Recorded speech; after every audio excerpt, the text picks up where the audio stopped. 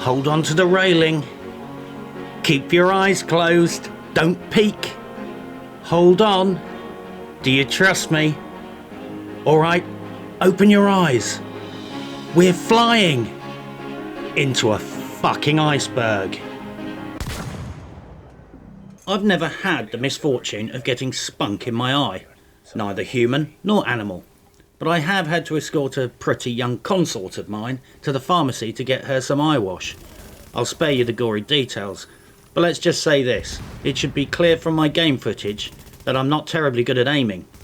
It seemed obvious to me that she was in a lot of discomfort. I mention this because many people in the Division community feel like last week's 1 year anniversary special report was like watching the Division being unceremoniously flicked out of a car window like a used condom in a dogging car park, and it feels, for many of us, like it hit us in the fucking eye.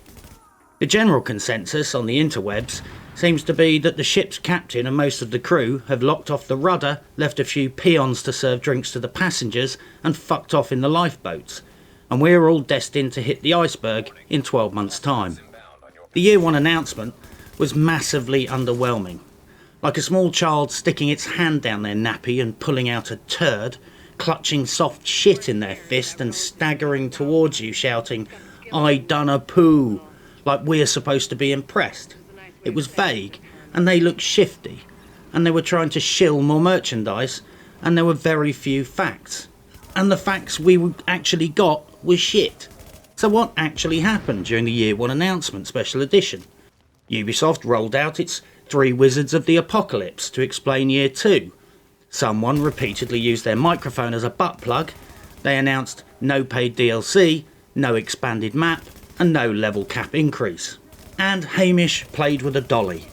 Okay, it was a pretty cool dolly and I want one. I play with the doll too from time to time. It's 5 foot tall and I inflate her with a bicycle pump. I call her Kate, and sometimes we go on long walks together. We're very much in love. On the plus side, we're getting 2 free DLCs, and let's face it, free stuff always tastes nicer. On the downside, they're not really DLCs, they're content drops, and the content drops seem a lot like patches. They're also threatening us all with introducing seasons, where for a specific period of time, a game modifier will become active, and for days or weeks we will, for example, do more damage at close range, less at long range, in order to, and I quote, shift the meta around a bit. This is clearly a euphemism for fuck the players around a lot. According to the developer, it's really kinda to throw a wrench into it. Mission fucking accomplished. At best, this will be supremely annoying. At its worst, it could simply drive waves of players away from the game.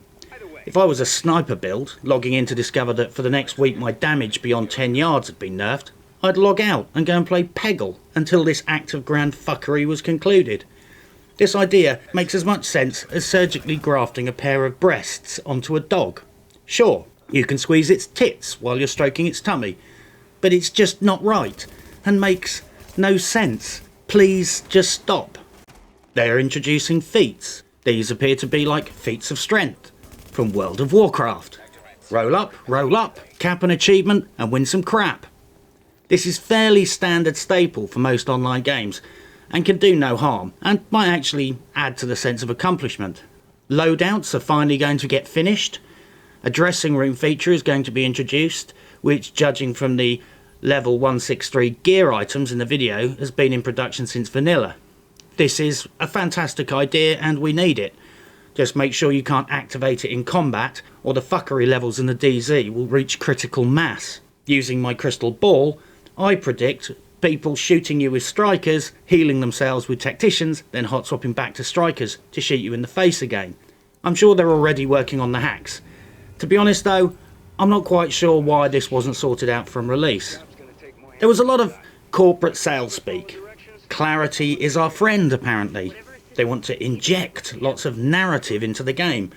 They want to inject lots of story into the game. They want to build on the spirit of generosity.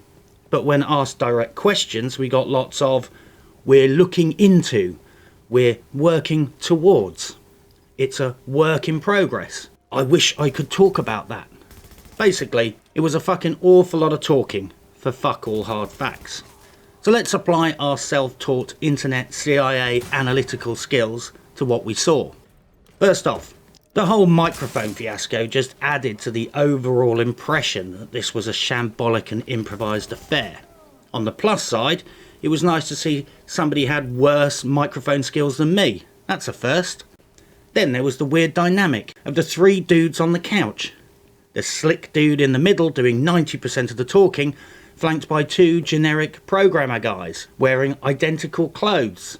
From an impression management point of view, this was the IT equivalent of watching a Russian sex trafficker chat about business whilst flanked by two bodyguards. It just looked strange, like it was a show of force. Let's cram as many people into the studio as we possibly can, in the hope that people won't feel abandoned or notice that everyone else in the building has fucked off to work on Avatar and The Division 2. And let's face the brute reality here. 4 studios and a fucking ton of people have been working on the game during year 1. If all we're getting in year 2 is a couple of patches and a lot of empty promises about commitment, then science dictates that either a lot of people are going to be paid to sit at their desk and surf the internet in 2017, or they've been moved to other projects. Then there was the issue of the awkward and uncomfortable non-verbal communication. Most of the time, the salesman in the middle was talking, his bodyguards were staring at the floor, doing their best cancer faces. I don't know whether these looks were guilt, shame or regret, but if I'd just been forced to suck off a Catholic priest, that's exactly the look I'd have. Trust me. And what the fuck was up with the dude on the left and his fucking hand signals? It was pulling gang signs for the whole time.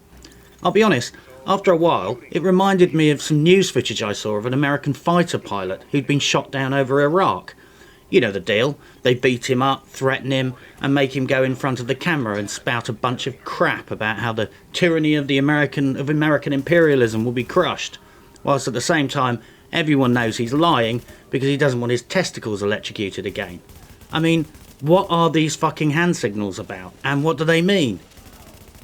Please help me. I'm here against my will. They are forcing me to lie. I have been tortured. Everyone is really working on Avatar, myself included. I've been sexually abused. Christian has been fisted in the night.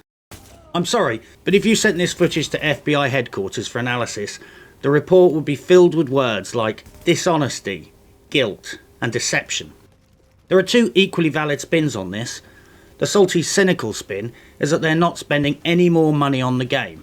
They've rolled in a shop selling overpriced crap, and they're going to extract every last cent out of the game without spending another penny. It's equally valid to say they've finished all their planned DLC, so this coming year we're going to get 2 content drops, plus ongoing bug fixes and patches for free, and they aren't going to charge us a penny. The same facts, depending on what their intentions are behind the scenes, could be a good or a bad thing. This could be a sign that it's game over and we're on cruise control heading for that iceberg. It could equally mean we're in a holding position whilst they figure out some big and beautiful master plan for year 3. I, for one, always wanted The Division to be the next massive MMO, and I wanted to see it run for years and years. The cityscape is beautiful. The game concept is wonderful. I want to see them make money and for us to be happy. The announcement could mean several very different things. We could basically be on life support and they've assigned nurses to come and bring us jelly and ice cream from time to time and jerk us off under the bedclothes once a week, until they eventually decide to switch us off. As long as we keep paying the medical bills, they'll maintain the charade. Equally, we could effectively be in stasis, like astronauts travelling between galaxies. We've been put on life support until the ship's computer decides it wants to bust us out in a year's time when we've arrived at Planet Wonderful. Word of advice though, don't trust ship's computers. They are always cunts. 2001 Space Odyssey, Alien, Dark Star. See the pattern here? There are several ways this could play out, and the vague nature of the reveal means the entire community is in the dark guessing whether we've been cut adrift. 1. They're shit-canning The Division, and anyone spending money in that shop is getting fisted. 2. They're in a holding position deciding what will happen year 3. Or 3. They're warming up for The Division 2. And holy fuck, if they are making The Division 2, we had better be able to port over the hundreds of dollars of cosmetic items we've been spending our money on to the new version of the game. I'll be honest, if we can port over our in-game purchases, accolades and achievements to the new game, and we get decent anti-cheat hardwired from the ground up, less bugs, I think I'd be agreeable to The Division 2 being launched. This is not my problem. My problem is that everything is so fucking vague. If you want to appreciate all the drama about the vague nature of the announcement, you need to understand that gaming is a lot like life. The problem with all the uncertainty is this: you do different things and enjoy different things based on your perception of the future. For example, I'm sure you have plans for what you're doing tomorrow. Laundry, wanking, taking a shit. If you suddenly ended up in hospital today with a doctor telling you that you'd contracted a rare and fatal form of monkey AIDS from that bonobo you fucked whilst you were on holiday, I guarantee you, your agenda would change. Suddenly, things that were important are now irrelevant. Suddenly, you want to spend time with your parents, your pets, and your friends, and have a wank. The same is true of games. If you know the game will be dead in 12 months' time, then apart from a bit of nostalgic play for old time's sake, you'll have no motivation to invest either time or money. Why would you polish a car that was being crushed in a week's time? The players need to know what the fuck is actually going to happen over the next few years. I hope the guys realise that the next state of the game is the most important ever. Not just for The Division, but for Ubisoft's entire reputation. We want a heavy dose of absolute clarity, not sales speak. How long is The Division going to exist? How long are the servers contracted to be maintained and kept up and running? Are there plans being made for Year 3? Is The Division 2 in development? When is it planned to release, if it's being made? Will it be an extension of the current game or entirely replace it? What will happen to everybody's paid vanity items, emotes and accolades? Answering these questions with clarity means everything. This game might have a brilliant future, or we might all be being jerked off whilst they steal our wallets. You see, if they have decided to wind this game up and at the same time installed an in-game store selling $200 of vanity items, refreshing every 2 weeks, that is literally the shittiest thing I've ever seen a game company do. And I play games by EA, for fuck's sake. It's why part of me just can't believe this is the end, because if it is, this is a monumental cunt crime. One does not simply launch an MMO and then abandon it a year later. All the MMOs I've invested hard cash in are still running. One is over 10 years old, and one is over 5 years old. You see, if I spend money on an offline game, it's mine forever, or for as long as technology supports it. If I invest money in an MMO and it collapses, it's like putting all of your savings in a bank that goes bust. You get nothing. It's an unwritten law of the internet that you don't launch an MMO, make a ton of fucking money, and sell a ton of in-game merchandise, and then start winding it down after 12 months. If this is what they are doing, there will be a reckoning. Whatever actually happens, I for one am not going anywhere. I want to be a witness to this. Either way, we're going to be part of gaming history. We're either going to be participants in the genesis of one of the best MMOs in modern times, or we're going to witness one of the most epic gaming scams and betrayals ever. I want to be at the front of the fucking ship, taking selfies and drinking champagne when we hit the iceberg. If they're really doing what some people suggest, then Vikings will sing mighty ballads in Valhalla about this woeful and despicable betrayal. It will damage the company's stock price, future sales, and annihilate customer confidence. Ubisoft won't be able to put up a game forum anywhere on the fucking planet without an army of bitter Division players descending on it to shitpost about their dishonesty. It's the consequences of all of this that make me still cling to the hope that this is just a massive misunderstanding. Part of me is struggling to believe that they would actually do it. Are these people really capable of trying to sell us hundreds of dollars of merchandise when they know damn well the game is getting abandoned soon? I would like to think not, but they'll be judged by their actions. But if we hit that iceberg, I want to be like Leonardo DiCaprio clutching Kate Winslet at the bow of the ship when it happens. Only I'll probably be clutching a blow-up doll, but you get the general imagery, right? It's all down to the company now. I suspect that the next state of the game will be almost entirely focused on clarifying the company's position for better or for worse. I think they deliberately left out details of the future of the game after year 2 and whether any of this has anything to do with Division 2 for a reason. Knowing what that reason is the key to all this shit. Now is a time for clarity. On the upside, this is a win-win. Either way, we're going to be part of gaming history, for better or for worse. So for now, have fun and happy hunting. Since I'm here, I'd like to take this opportunity to do my 100 subs giveaway. It's less than 3 months since I've started making videos, and I've already got 145 genuine subscribers. It might not sound like a lot to you, but it means the world to me. I used to wonder why YouTubers always gushed at their fans, thanking them all the time, and frankly used to think it was some kind of sycophantic sales technique. Now I've actually got my own channel, I finally understand. When you spend hours and hours making videos, even the smallest bit of support in the comment section means a hell of a lot.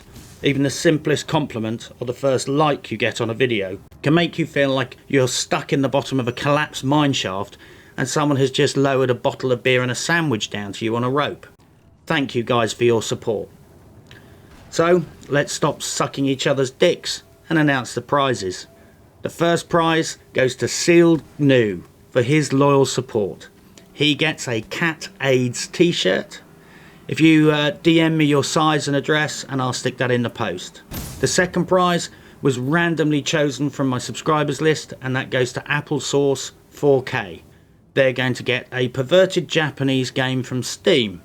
If you DM me a Steam account, and I'll send you a copy of Akiba's Trip, Undead and Undressed. Basically, you fight female vampires by tearing all of their clothes off. I had a dream just like that once. But I would also like to give a bonus prize to Matt Shotja, Community Manager, for being the first person from Ubisoft to very kindly post a comment on my YouTube channel. I'm very grateful, and I thank you from the bottom of my heart. I hope nobody thinks that by giving away prizes to Ubisoft staff that I'm trying to bribe my way into their good graces. You'll just have to take my word for that. Anyway, Matt, thanks again. Your pack of 24 disposable bra pads and an anal bleaching kit is in the post. Thanks for watching, guys. Cash registers, charity donation stations, tip jars in the cafe.